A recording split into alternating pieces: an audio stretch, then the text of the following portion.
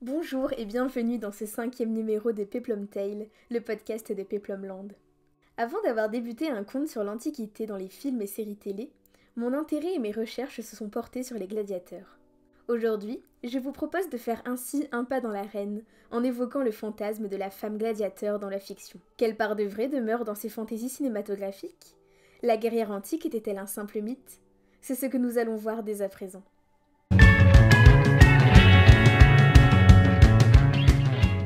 À l'écran, les guerrières ont inspiré de nombreux réalisateurs.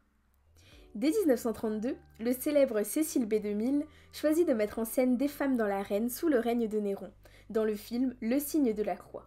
30 ans plus tard, Antonio Leon Viola présente le film Les Gladiatrices, retraçant l'histoire d'Amazone mettant en esclavage les hommes d'un pays, avec l'apparition de Thor, appelé pour venir leur rendre leur liberté.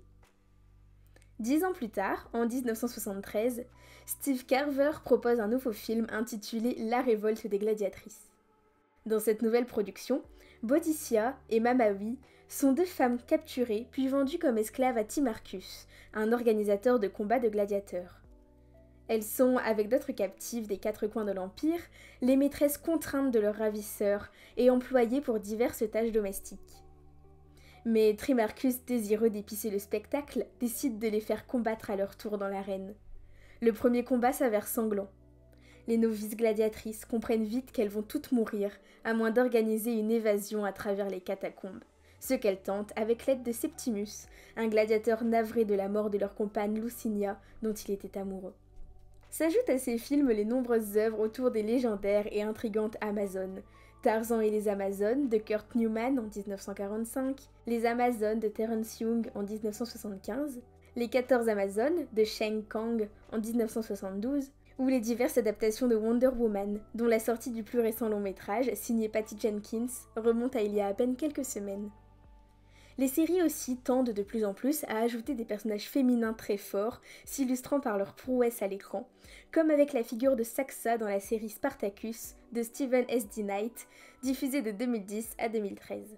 Plus étonnant, une émission de télé-réalité française diffusée en 2004 portait comme titre Les Gladiatrices, une création heureusement peu mémorable et éclipsée bien vite des écrans. Mais alors, d'où vient cet engouement pour les dénommées gladiatrices ? Les sources antiques ne regorgent pas d'anecdotes sur de véritables guerrières du temps de l'arène. De plus, l'évocation de la femme combattante nous renvoie immédiatement aux Amazones, mais le terme gladiatrice résonne peu dans nos esprits. Pourtant, à y regarder de plus près, plusieurs textes ont lié la gladiature à des personnages féminins. Commençons par faire un grand saut dans le passé, avant notre ère. Notre enquête commence en 73 avant Jésus-Christ, soit lors de la Troisième Guerre servile. Cette révolte au nom peu connu met pourtant en scène un personnage bien célèbre, le révolté Spartacus. Deux choses sont à prendre en compte au sujet de cette guerre. Premièrement, rétablissons un cliché véhiculé dans les films concernant l'esclave rebelle. Celui-ci n'a jamais été un genre de figure biblique prenant sous son aile femme et enfant en quête de liberté. Au contraire, Spartacus se séparait stratégiquement des plus faibles. De ce fait, celui qui ne prenait pas les armes ou ne savait s'en servir ne pouvait rester très longtemps dans l'armée improvisée de fugitifs. De là, la seconde remarque à faire est qu'aucune guerrière notable n'a été décrite dans des textes antiques évoquant la guerre servile. Rien d'étonnant en sachant que très peu d'écrits ont été retrouvés au sujet de cette révolte, d'autant plus que la mentalité romaine aurait surtout fait d'une telle femme un modèle d'infamie plutôt qu'une figure emblématique sur laquelle il serait bon de s'attarder. Malgré tout, deux auteurs font une courte mention des femmes, Plutarque et Salluste. Deux épisodes nous intéressent. Le premier est au sujet de la femme de Spartacus. Une femme non officielle, les esclaves n'ayant pas le droit au mariage, mais j'utiliserai ce terme afin de faciliter la compréhension. Lors de son évasion du Ludus de Capoue, à comprendre par là la caserne des gladiateurs, Plutarque évoque le fait que la femme de Spartacus le suive dans sa fuite. Cependant, cette femme aurait une fonction de prophétesse. Il n'est jamais question de faire d'elle une guerrière, mais seulement un appui à consonance divine pour le chef de guerre qui accordait énormément d'importance au présage des dieux, comme tout bon païen de cette époque. La deuxième mention de femme lors de cet épisode historique est une anecdote qui aurait été le point de départ de la perte des rebelles gaulois tombant dans le piège des armées de Rome. En effet, lors d'une attaque, les légionnaires romains auraient aperçu 2 femmes en retrait du camp. Pour Salluste, c'était leur menstruation, signe d'impureté, qui les tenait éloignées du camp. Selon Plutarque, en revanche, leur éloignement était dû à une série de sacrifices qu'elles étaient en train d'effectuer à ce moment. Dans tous les cas, leurs cris de peur firent sortir les Gaulois de leur campement et les précipitèrent plus vite dans le piège des Romains. Peu importe la raison de cette sortie, leur présence est en tout cas avérée chez les 2 auteurs antiques.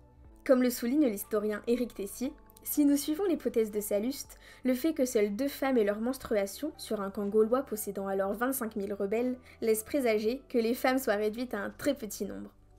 Cela va dans le sens des pensées de ce même auteur, c'est-à-dire que les femmes acceptées étaient soit des prophétesses, pour un appui politique et divin, soit prostituées pour les usages que nous leur connaissons.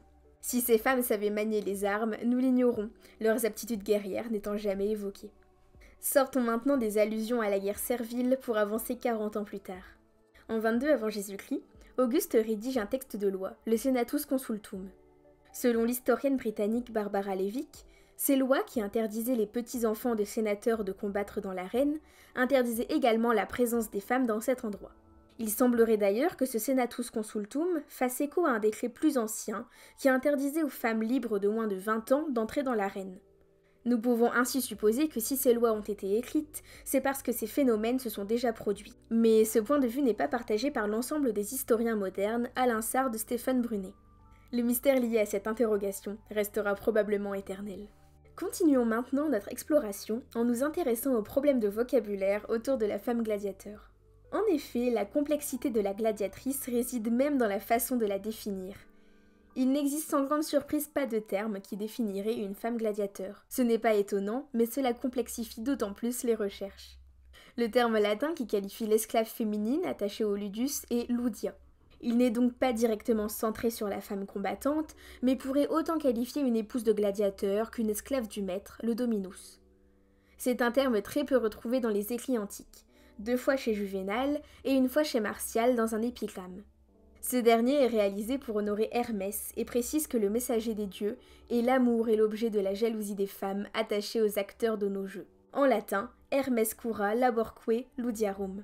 La ludia prendrait presque en ce sens l'allure d'une groupie des combattants de l'amphithéâtre, tout au plus une concubine. Anna McCullough, l'universitaire écossaise dont les écrits guident majoritairement mon étude, traduit d'ailleurs cette partie par gladiator's woman, à savoir femme de gladiateur. Pas question jusque-là d'évoquer pleinement la gladiatrice. Cependant, cela n'infirme pas son existence, comme vont en témoigner des auteurs antiques de notre ère. De plus, ce manque de termes clairs représente paradoxalement un avantage. Ne pouvant les décrire en un mot, les auteurs devaient alors évoquer leur fonction pour parler de la femme combattante, ce qui nous permet d'apprendre par exemple l'existence de gladiatrices étant des venationes, à savoir des chasseuses lors des événements donnés le matin du spectacle, appelé le munus. Si vous me suivez toujours, abordons maintenant la luxure et extravagance dans l'arène, avec l'arrivée présumée des gladiatrices. Plus les années passent et plus le public réclame de la nouveauté. Les spectacles doivent offrir toujours plus grand, toujours plus étonnant, toujours plus divertissant. Le temps des combats entre 3 types de gladiateurs, représentant les ennemis vaincus par Rome, est passé de mode depuis longtemps. Le cruel Caligula fait s'affronter des gens libres, mais qui sont infirmes. Domitien, lui, laisse les hommes atteints de nanisme divertir le public de l'arène dans des combats. Et que dire de Commode, qui affronte sans pitié des manchots et culs de jatte sans défense. Face à ces agissements, la présence de femmes au cœur du munus ne semble pas être un fait surprenant, mais une suite logique dans la gradation des désirs immoraux du peuple. L'essayiste Anne Bernet avance qu'au début de notre ère, des femmes réduites à l'esclavage peuvent être condamnées à la gladiature, au même titre qu'à la prostitution par exemple. Déjà dans son Satyricon, Pétrone évoquait une mulierem essendariam, à savoir une femme qui combat sur un char. Il ne serait pas surprenant que ce personnage de fiction crée un parallèle avec de vrais événements, dans la mesure où son œuvre dénonce l'attitude de Néron, l'empereur de tous les excès. C'est d'ailleurs sous Néron que Tacite et Dion Cassius nous parlent de femmes dans la gladiature, qui auraient combattu durant le munus funéraire en hommage à Agrippine, la mère de l'empereur. Néron n'est pourtant pas le seul à réaliser ce genre d'activité controversée, car nous retrouvons chez Suétone l'évocation des immenses spectacles de Domitien, nec virorum modo pugnas sedet feminarum, c'est-à-dire ne mettant pas seulement en scène des gladiateurs, mais aussi des combats entre femmes. Étonnamment, Suétone ne condamne pas cette pratique, mais va au contraire nommer la gladiature féminine comme un des aspects positifs du règne de Domitien. Prudence cependant à ne pas mal interpréter ses propos. Les gladiatrices sont tolérables seulement si elles sont de bas rang, mais il s'agit d'une véritable disgrâce si une femme de l'aristocratie s'abaisse à ce genre de pratique infamante. Dans ce second cas, elle aurait tout simplement fugita sexu. Il faut entendre par là qu'elle s'est dérobée de son sexe et des obligations que sa condition lui impose. Finalement, Suétone semble davantage condamner la gladiature aristocratique plutôt que l'existence même des gladiatrices. Alors, vous me voyez venir avec une ultime question. La gladiatrice serait-elle un combattant comme les autres ?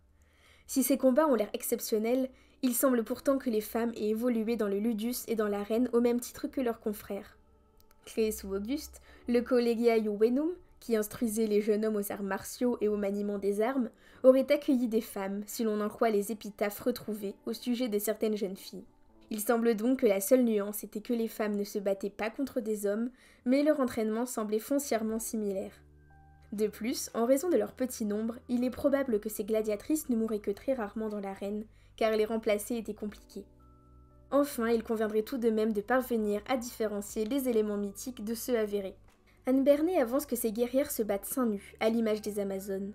Un voyeurisme du public qui ne nous surprendrait pas, mais dont nous ne pouvons pas être sûrs. L'universitaire Mathieu Solaire, de son côté, évoque des femmes combattant en tunique, à l'opposé des hommes et de leurs pagnes. L'iconographie nous laisse une image de gladiatrice très intéressante.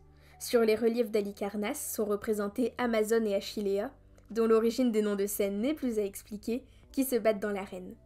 La combattante vaincue aurait été épargnée, la gagnante rendue libre.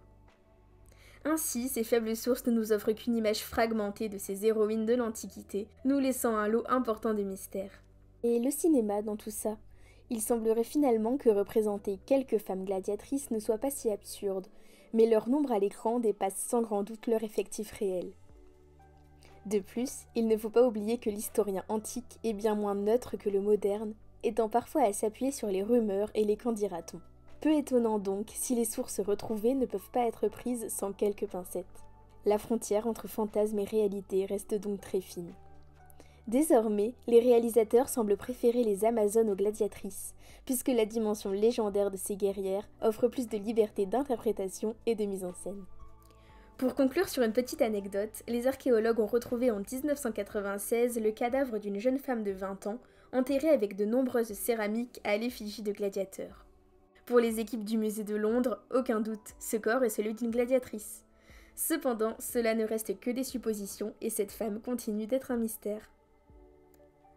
Je vous remercie d'avoir écouté ce podcast que j'ai adoré réaliser. Comme d'habitude, je vous donne rendez-vous sur mon Twitter, Peplumland, afin de ne rien rater des actualités autour des films et des séries à la sauce antique. A bientôt pour découvrir de nouveaux sujets. Passez une bonne journée épique.